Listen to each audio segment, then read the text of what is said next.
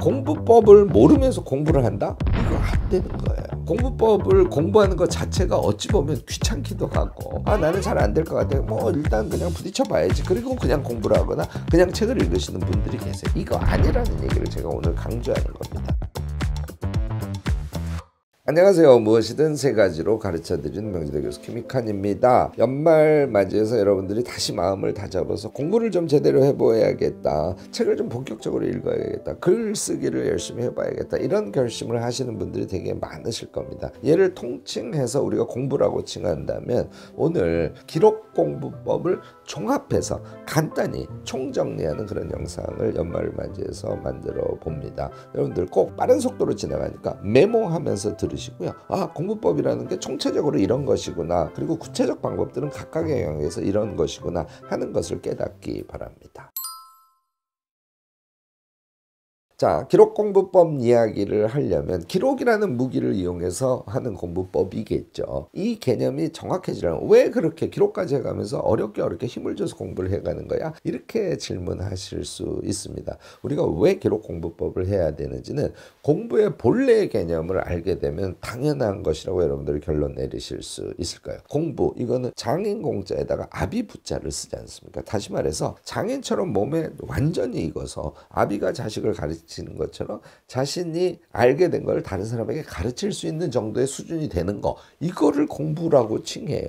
결국은 이해와 익힘이 전제가 된 것을 우리가 공부라고 칭한다는 것이죠. 책을 읽었는데 뭔 내용인지 전혀 기억이 안 나. 공부 아니에요. 그냥 눈동자만 왔다 갔다 했을 뿐이지. 자, 이 기본 개념을 이해한 상태에서도 여러분들이 이제 디테일에 대해서 또 오해를 하고 계십니다. 이해에 대한 오해예요. 그러니까 이해를 한다는 것은, 예를 들어 책을 읽었어요. 그러면 그 책에 쓰여진 문자가 전하는 모든 의미를 내가 완벽하게 이해하는 것을 이해라고 생각한다는 거예요. 이거는 완전히 큰 오해입니다. 해당 텍스트는요, 자신의 지적인 상태에 따라서 완전히 달리 읽힙니다. 제가 자주 얘기하는 게 데미안 얘기하지 않습니까? 고등학교 때 읽었던 데미안하고 30대 읽었던 데미안하고 60대 읽은 데미안이 완전히 달라요. 그러니까 자신의 지적 상태나 감성적 이해의 폭에 따라서 이해라는 세계는 완전히 다르다는 것이죠. 그래서 해당 책에 대한 완벽한 이해라는 것은 존재하지 않는다. 그래서 이해라는 것은 그 시기에 자기식으로 받아들인 것을 이해라고 한다. 이 개념 잊지 마시기 바랍니다. 읽다가 잘 몰라, 그냥 넘어가셔야 돼요. 모르는 거니까. 아는 부분이 나오면 그것을 이해하는 것이죠. 그래서 이해한 것들을 조합해서 자기식으로 그것을 해석해낼 수 있다면 여러분들은 여러분 나름대로 가장 퍼펙트한 이해를 한 것이다. 이렇게 오늘부터 생각을 바꾸시기 바랍니다. 익힘에 대해서도 오해가 있어요. 제가 공부라는 게 이해를 하고 그것을 익혀서 마치 장인처럼 자기 것이 된과 동시에 남에게 설명할 수 있는 수준까지 되는 것이 공부입니다 라고 얘기했더니, 그러면 달달달달 외워야겠네. 익힘이니까. 우리가 학교 다닐 때 그렇게 배웠으니까 자꾸 그렇게 생각하시는 거예요. 이거 전혀 아닙니다. 달달달달 외우면 어떤 현상이 일어나냐면, 여러분들 달달달달 외웠는데 다음날 완전히 잊어버린 경험 하시지 않습니까? 최소한 일주일 지나면 달달달달 외운 것은 머릿속에서 지워져 버려요. 그것은 익힘이 아닙니다. 익힘이라는 것은 자기가 이해한 것을 이해도 자기화하는 것이고요, 그것을 응용, 적용해서 무엇인가를 사용하거나 자기가 이해한 것을 말로 하거나 글로 쓰거나 하는 것을 익힘이라고 칭한다는 것도 잊지 마시기 바랍니다. 따라서 자기의 현재 상태에서 이해하고 그것을 말을 해보거나 글을 써보거나 또는 어떤 현실에 적용을 해서 행위를 해보거나 하는 것을 했을 때 우리는 진정한 공부에 도달할 수 있다. 이 부분부터 개념적으로 좀 명확하게 정의를 해두시기 바랍니다. 자, 이제 기록공부법의 과정, 프로세스에 대해서 한번 이야기를 해보겠습니다. 이런 거예요. 우리가 공부를 한다는 건 읽거나 듣거나 하는 것이죠. 얘를 듣고 이해하는 단계가 출발이에요. 이해를 한 상태에서 두 번째 단계, 자기 수준에서 이해한 것을 생각해 보는 것이죠. 뭐 대체로 요약적으로 생각하는 것인데요. 이해를 한 것 중에서 중요하다고 여러분들이 판단된 것을 이어서 생각을 해보는, 이건 이제 제가 생각의 이음이라고 하는데, 이 작업을 하신 다음에 그 상태에서 자기가 듣거나 읽은 것을 다시 듣거나 다시 보지 않고 머릿속에 있는 것을 메모하는 것, 이게 엄청 중요해요. 이걸 이제 자기화 메모라고 하는데요. 자기가 이해한 것을 자기식으로 메모하는 것인데 책이나 강의를 또 들으면 안 됩니다. 현재 머릿속에 기억나는 것을 위주로 메모를 하셔야 되고요. 예외가 하나 있어요. 고유명사가 기억이 안 날 때가 있습니다. 그때는 책을 다시 뒤지거나 영상을 다시 틀어서 강의를 들으면서 고유명사를 다시 머릿속으로 한번 되뇌어보고 그 다음에 고유명사를 쓰고 이렇게까지는 하실 수 있습니다. 그 다음 단계. 그럼 이제 일정 부분을 공부를 한 상태에서 여러분들이 메모를 해놨을 거 아니에요. 이번에는 그 메모가 몇 개가 모이면 그 메모만 보고 전체 내용을 다시 이해하는 거예요. 이해한 것을 이번에는 다시 또 머릿속으로 자기가 정리를 하고 생각을 정리하는 거죠. 이렇게 하신 상태에서 독서 카드나 엑기스 내용을 잘 정리하는 그런 노트에다가 여러분들의 메모한 것을 토대로 해서 다시 기록화하는 작업을 하는 겁니다. 제가 권하는 건 독서 카드 쓰기를 권합니다. 마지막 단계. 얘를 독서 카드를 보면서 말을 해보거나 글쓰기를 해보는 것까지 하면 퍼펙트한 공부가 되는 겁니다.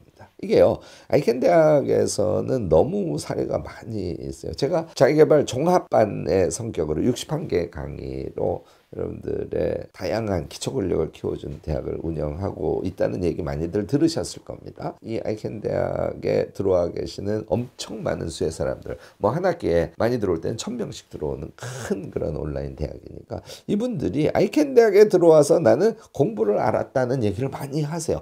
여기서 엄청나게 많은 내가 변화를 일으켜냈어 라고 얘기하시는 분들이 엄청 많으세요. 김익환이 61개 강의를 하는 것이니까 강의 내용이 너무 좋아서 사람들이 그런 거겠죠. 아닙니다. 제가 강의를 잘하면 얼마나 잘하겠습니까? 이분들의 공부법이 기록 공부법이기 때문에 이런 성과를 내는 거예요. 제 강의를 듣고요. 아까 말씀드린 대로 강의를 쭉 들은 다음에 생각난 걸 위주로 해서 메모를 자꾸 해요. 메모를 하십니다. 그래서 메모가 다 되면 메모를 보고 다시 또 생각을 해요. 그러면 생각이 정리된 것을 가지고 이제 독서 카드 같은 데다가 정리하는 기록을 이번에는 만드는 거야. 그래서 기록을 만들면 다시 그 기록한 내용을 보고 그것을 사람들과 보통 5명 말하기 소모임이라고 하는데 모임을 단톡방에서 만들어서 줌을 가지고 뭐 일주일에 한 번 정도씩 서로 만나서 말하기 발표 같은 것들을 합니다. 이렇게 하는데 어떻게 그 강의 내용이 머릿속에 안 남겠어요? 공부를 한 거죠. 공부의 프로세스를 그대로 지켜서 한 겁니다. 그래서 아이켄 대학의 성과가 좋은 거예요. 사람들이 아이켄 대학에 들어오면 책을 한 권도 안 읽었던 사람들이 일주일에 최소 한 권씩 책을 읽는 사람들이 수두룩하게 생기게 되고요. 글을 써서 저희가 벌써 파악된 것만 21명이 공저 내지는 단독 저서로 책을 내시고요. 또 그렇게 해서 익힌 자기의 능력을 가지고 우리 주식회사 가능성들이 ican.co.kr이라는 사이트를 운영하지 않습니까? ican.co.kr입니다. 거기 들어오시면 대학 강의 말고 개별 유료 강의들이 있어요. 이 유료 강의 대부분은 아이켄 대학 졸업생들이 흔히 말하는 이 사회에서 전문가 하는 분들이 아니세요. 그런데 자신의 성장을 바탕으로 해서 자신이 깨달은 거, 공부한 거, 자신이 경험한 것들을 가지고 강좌를 만들고 계세요. 결국은 공부법, 기록 공부법을 몸에 체현했기 때문에 그것이 가능하다는 것이죠. 자, 이것이 왜 가능한지를 여러분들이 이해하시려면 영어로 explication이라는 단어하고 implication이라는 단어를 외워두셔야 됩니다. 제가 다른 영상에서도 소개를 한 바가 있습니다. x는 바깥으로라는 뜻이고 im은 안으로라는 뜻이잖아요. 플리라는 게 주름진 형상을 말하는 거예요. 따라서 뇌라고 생각하시면 뇌에 들어가 있는 것 또는 여기 가슴에 들어가 있는 것들을 바깥으로 표출하는 것을 explication이라고 하고요. 한국말로는 명시화한다고 해요. implication은 뭔가 이해를 해서 자기 안으로 이렇게 들어온 거. 이것을 implication이라고 해요. 요거는 내재화라 그러는데 요거는 한국말로는 기억을 안 하셔도 됩니다. 명시화는 자주 쓰는 단어니까 이걸 기억을 해 두시기 바랍니다. 논리적으로 이런 거예요.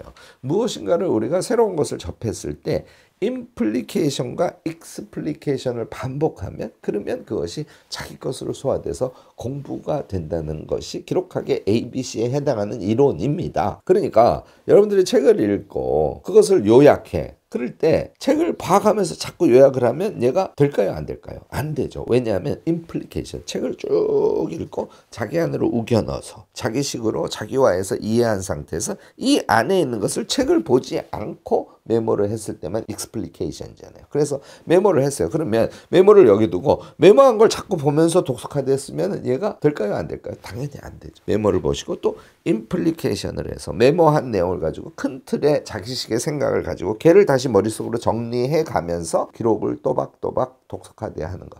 얘가 explication이라는 거예요. 이런 것을 반복하시면 여러분들은 완전히 공부법을 익히시게 될 겁니다. 자, 이 원리를 전제로 해서 지금부터 제가 몇 가지 케이스의 공부 방법에 대해서 현실적으로 좀 내용 소개를 하려고 합니다. 자녀들 입시 준비를 하는데 공부 좀 잘하는 아이가 되도록 하기 위해서는 오늘 제 영상을 보고 한번 적용을 해보시기를 권합니다. 쉽지는 않은 일이에요. 물론 이제 내가 어떤 자격증 공부를 하거나 입사 공부를 할 때 이 방법을 쓰시면 됩니다. 제가 이것을 얘기할 때 먼저 하나 말씀드리고 싶은 게 여러분들 공부 잘하는 친구가 이거 학교 다닐 때 경험하신 분들 계시지 않으세요?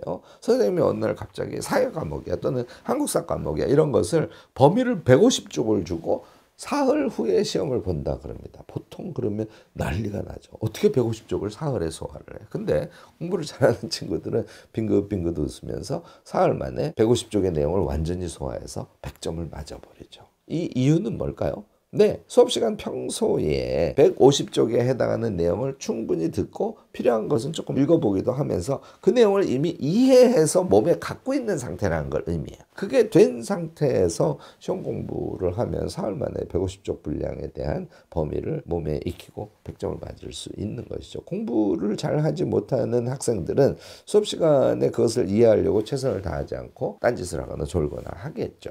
뭐 이런 차이가 아주 중요하다는 겁니다. 결국은 입시와 관련된 공부도 그렇고 자격증 공부도 그렇고 그 공부의 내용을 접했을 때 이해하려고 하는 강도 높은 생각 이것이 아주 중요합니다. 그래서 이해를 하고 그중에 엑기스에 해당하는 것을 뽑아서 요약하고 하는 것의 능력을 갖추는 것이 공부의 출발 지점에 해당합니다. 입시나 자격증 시험 같은 공부를 할 때 꼭 하셔야 될 게 전체를 보고 구성 부분을 보셔야 된다. 숲을 먼저 보고 나무를 보셔야 된다는 얘기인데 단원 전체의 구성 내용을 크게 이해를 해 두시는 거예요. 보통 교과서적인 책들은 장과 절이 아주 명료하게 나눠져 있죠. 내가 지금 3개의 단원을 공부할 거야. 들어가 봤더니 각각 3개의 절로 돼 있어서 총 9개의 절이 돼 있어. 그러면 그 절에 담긴 내용을 머릿속으로 거의 암기 상태까지 만들어 주시는 거예요. 이걸 출발 지점에서 꼭 하셔야 돼요. 얘를 외우는 게 쉽지는 않은데요. 조금 서사라고 생각하고 단원의 구성을 여러분들이 외우려고 반복해서 보시면 한 3번 정도 보시고 3번 정도 중얼중얼 해보시면 여러분들이 단원의 전체 구성을 아마 암기 수준에서 이해하는 것이 가능해질 겁니다. 이렇게 큰 틀을 본 상태에서 이제 각각의 절 단위로 공부를 해가는 것. 이 태도가 굉장히 중요합니다. 이 공부도 기본적으로는 먼저 생각을 하고 생각한 것을 메모하고 익스플리케이션 하는 것이죠. 메모된 거를 또 보고 또 생각을 하고 임플리케이션 하는 거죠. 이 생각을 토대로 해서 이번에는 카드나 정리 노트에다가 깔끔하게 다시 쓰는 거. 이거 이제 기록행위라고 하거든요. 이 공부의 기본 사이클은 동일합니다. 자, 제가 지리 과목을 공부한다고 칩시다. 약간의 예외적 행위를 중간에 해야 되기 때문에 이 설명을 드리는 건데요. 자, 지리 공부를 해. 그러면 지리 내용을 이해를 하셔야겠죠. 이해한 것을 가지고 익스플리케이션, 메모를 하십니다. 요 지리 공부를 할 때는 제가 권하는 것은 지도가 나와요. 지도에 뭔가 포인트가 찍혀 있기도 하고 어떤 시대에 어떤 지도에 우리가 이해해야 되는 내용이 텍스트로 쓰여져 있기도 하고 그 지도를 요약해서 자기 그림으로 옮겨보는 이 메모도 지리 공부에서는 아주 중요하다 하는 거 포인트로 좀 말씀을 드리고요. 기본 공부를 한 다음에 입시 공부를 할 때는 문제풀이를 먼저 해보셔야 돼요. 완전히 공부하는 것이 아니라 기본을 이해하고 메모를 한 번 정도 해준 요 수준에서 문제풀이를 합니다. 문제풀이를 풀어보면 틀리는 문제가 나오겠죠. 요컨대 취약점을 발견하는 겁니다. 이 상태에서 다시 공부한 부분을 조금 더 보고 그래서 자기가 틀린 부분은 메모가 완벽하지가 않을 거거든요. 그 부분을 추가 메모하고 또 한편으로는 이 상태에서 참고서를 또 봐요.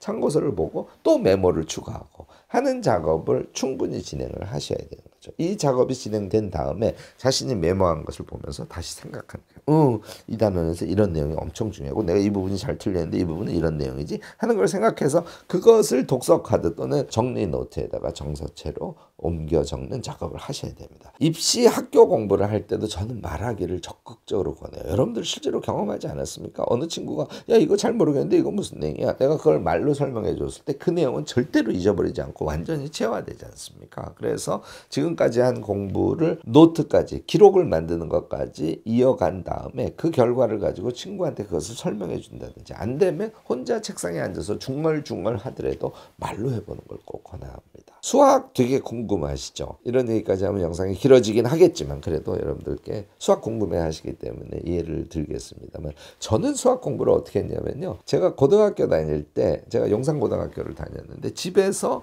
학교까지 중간에 버스를 한번 갈아타고 버스 타는 시간만 거의 50분에서 1시간 정도가 걸렸어요. 굉장히 멀리서 학교를 다녔는데 제가 버스를 타는 곳이 종점 바로 다음이라서 거의 앉아서 갈 수 있습니다.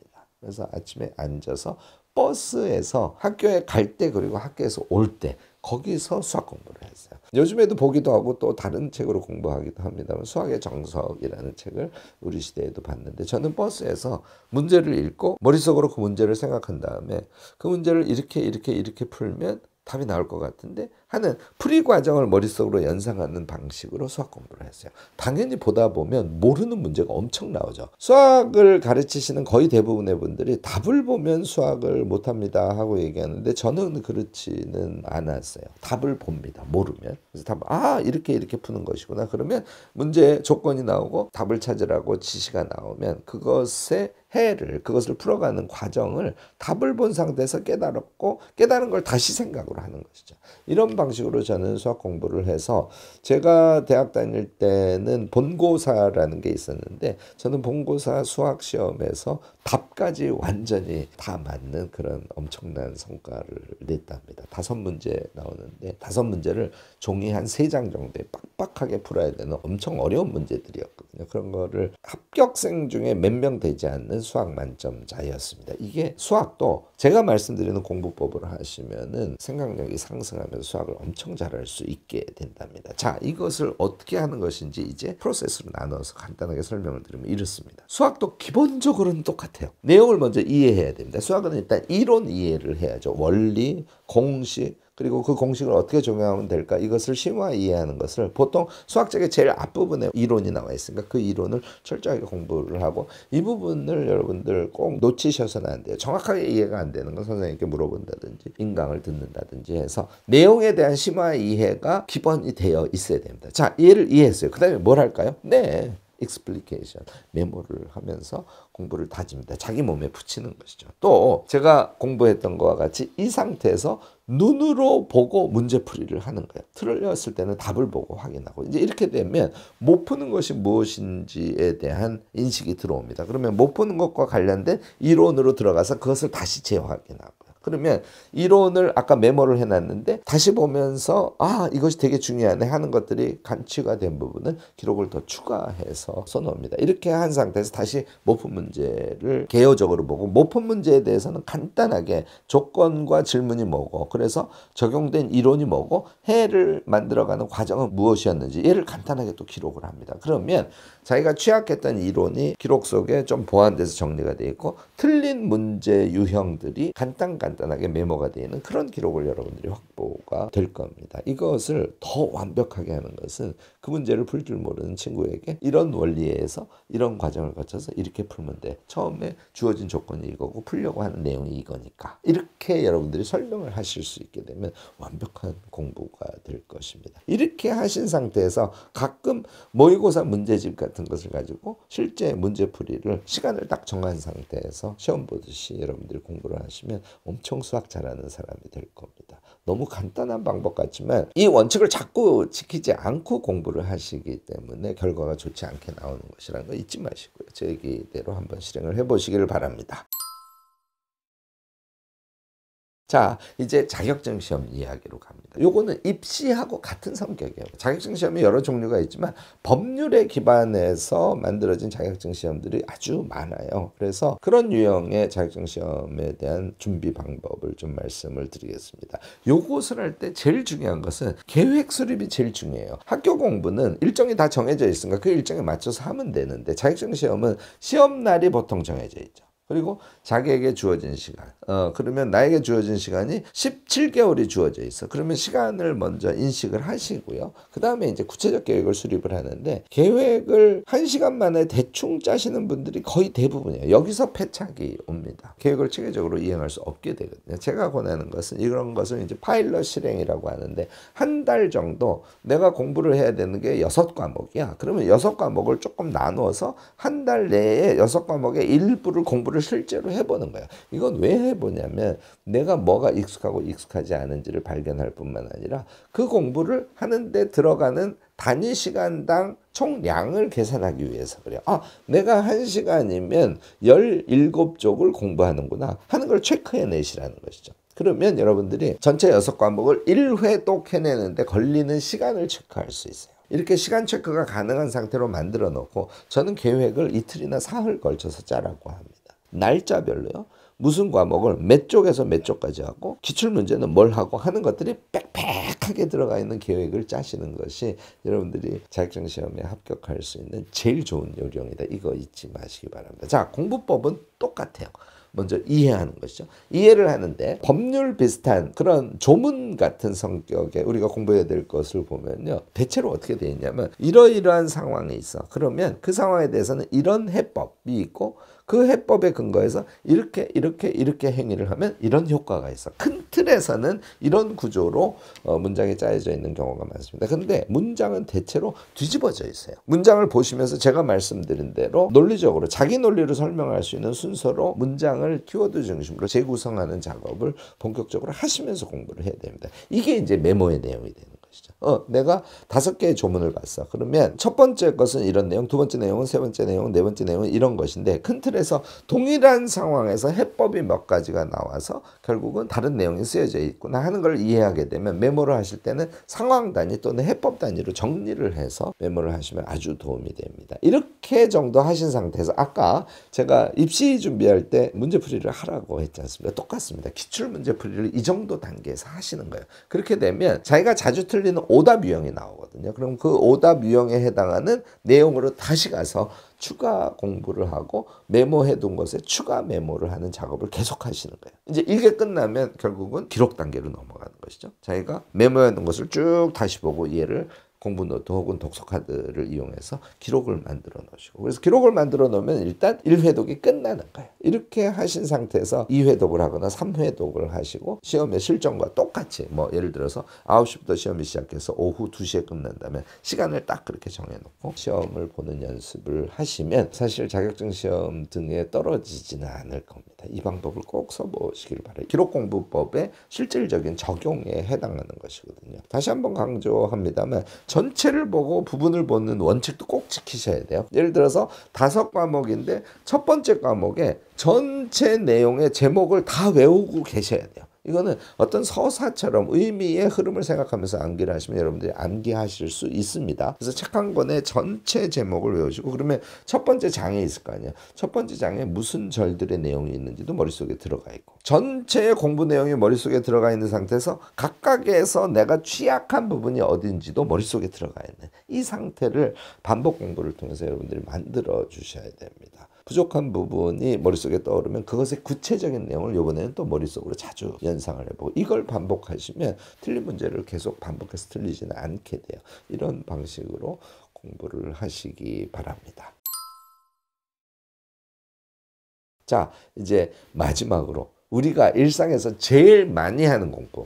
사실 공부의 핵심은 독서와 수강에 의한 공부예요. 그중에 더 많은 것이 독서에 의한 공부입니다. 그리고 독서와 수강에 의한 공부는 일반적으로 같기 때문에 두 가지를 묶어서 기록공부법의 실제 실행 방식을 설명을 하도록 하겠습니다. 우선 독서 공부를 할 때도 이걸 안 해서 제가 정말 답답한 건데, 독서 설계를 반드시 하셔야 됩니다. 연 단위로 하시기 바라요. 지금 2025년을 맞이하니까 여러분들이 지금 2025년에 독서 설계를 해야 될 시기입니다. 저는 이것을 나만의 큐레이션이라고 불러요. 대체로 여러분들이 본격적으로 독서를 하시는 분들 여러분들은 한 달에 최소 3권, 4권을 읽는 게 적절해요. 1년에 48권을 읽게 되지 않습니까? 책의 총량이 많기 때문에 이 총량을 염두에 두시면서 여러분들이 1년간의 큐레이션을 꼭 하시기 바랍니다. 우선 첫 번째는 친구 책을 정해 두시거나 친구 책을 읽을 총량을 정해 두시는 거예요. 저는 한 달에 4권의 책을 읽는다면 1권만 친구 책을 읽기를 권합니다. 그리고 3권은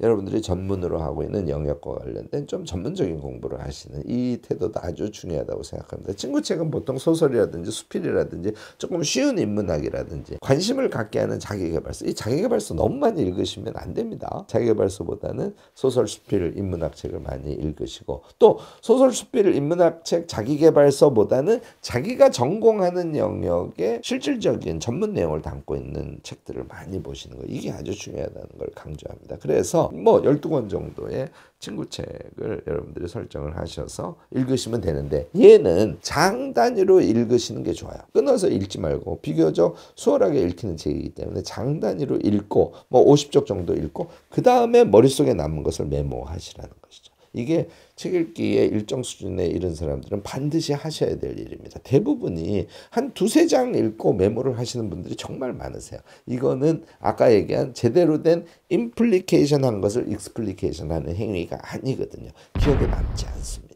자, 그렇게 해서 뭐 6개 장을 다 읽었어. 그러면 여러분들이 메모한 게 6개가 남아있을 거 아니에요. 걔를 쭉 이어서 메모한 것만 보고 책 단위 전체로 생각을 한 다음에 한 책에 들어가 있는 내용을 이번에는 엑기스를 중심으로 해서 기록을 남기는 것이죠. 독서 카드를 쓰셔도 되고 자기의 독서 노트를 쓰셔도 됩니다. 이렇게 하신 다음에 말하기. 자기가 한 권 읽은 것에 대해서 다른 사람에게 한 권을 통째로 설명하는 작업을 꼭 해보시기 바랍니다. 아까 제가 아이캔 대학 말씀을 드렸는데, 아이캔 대학 같은 곳이 유리한 이유가 엄청나게 많은 사람들이 단톡방에 모여 있으니까 미움받을 용기를 같이 읽고 그다음에 마지막에 말하기를 할 사람 5명만 모이세요. 그럼 순식간에 사람들이 모이거든요. 그런 방식을 통해서 여러분들이 독서를 기록 공부법으로 하시면서 제일 마지막은 말하기로 마무리하시기를 권하는 것이죠. 전공책은 조금 다릅니다. 전공책은요, 그러니까 내용이 꽉 차 있다는 거예요. 전공책이 아닌 책에 한 장에 들어가 있는 내용이 한 개 절에 들어가 있다, 이렇게 그냥 생각을 하셔도 틀리지 않을 것 같습니다. 한 개 장 단위로 읽기보다는 그거보다 조금 더 작은 단위로,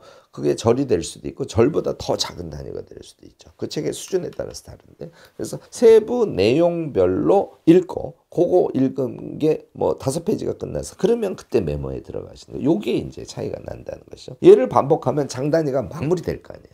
그러니까 메모는 장보다 더 작은 단위에서 메모를 계속 반복해서 하시고, 메모하고 또 공부하고 메모하고 또 공부하고, 이걸 반복하시라는 거예요. 그래서 한 개 장이 마무리가 되면 메모된 내용을 쭉 보시고 다시 그것을 내재화시킨 다음에 자신이 메모한 것을 내재화한 것을 토대로 한 기록 작업, 카드를 쓴다든지 노트를 쓴다든지 하는 작업을 그 다음에 또 해주시는 것이죠. 이걸 반복해서 하는 것이 전공책 공부 방법이에요. 전공책 공부 방법은 아까 제가 자격증 시험 공부 같은 거 할 때 책 한 권, 그러니까 과목 하나의 구성 내용을 머릿속에 꼭 기억하셔야 됩니다. 외우셔야 됩니다 하고 말씀을 드렸지 않습니까? 전공책도 마찬가지예요. 장절이 아주 길게 복잡하게 짜여져 있기 때문에 이 단위로 전체 내용을 여러분들이 머릿속에 기억할 수 있어야 됩니다. 그 부분에 시간을 조금 드려야 되고요. 그래서 이거를 목차 공부라고 얘기하고, 아이캔 대학에서 목차 공부를 하시는 그런 팀들도 있습니다. 이게 되게 중요하기 때문에 얘가 된 상태에서 앞에 얘기한 임플리케이션과 익스플리케이션을 반복하는 기록 공부법을 쓰셨으면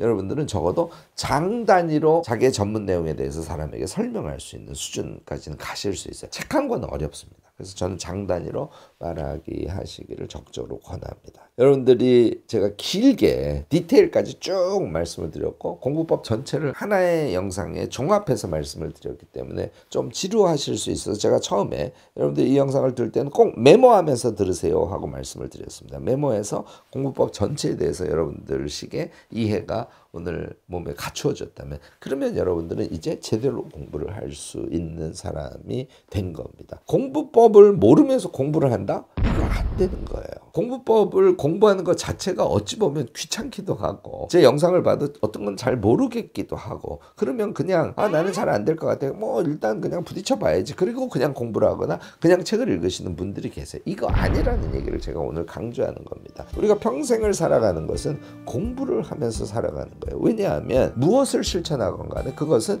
선 공부가 되지 않으면 실행이 불가능하진 않아요. 그렇지만 중간 이상의 수준으로 무엇을 실행해내는 것은 불가능합니다.